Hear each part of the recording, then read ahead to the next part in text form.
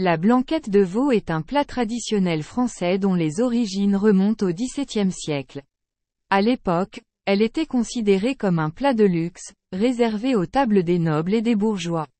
La recette a évolué au fil du temps, mais les éléments clés, viande de veau, légumes, sauce blanche crémeuse, sont restés inchangés. Ingrédients, pour 4 personnes, 800 g de viande de veau, épaules ou collier, 2 carottes, un poireau, une branche de céleri, un oignon, un citron, un bouquet garni, thym, laurier, persil, 50 g de beurre, 50 g de farine, 100 ml de crème fraîche liquide, 2 jaunes d'œufs, 100 ml de vin blanc, facultatif, 1 litre de bouillon de légumes ou d'eau, sel et poivre. Étape de la recette. Préparation de la viande.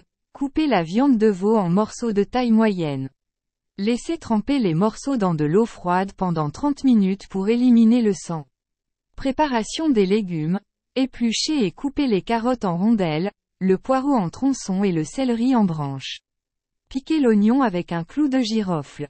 Cuisson de la viande. Dans une cocotte, faire fondre le beurre à feu moyen.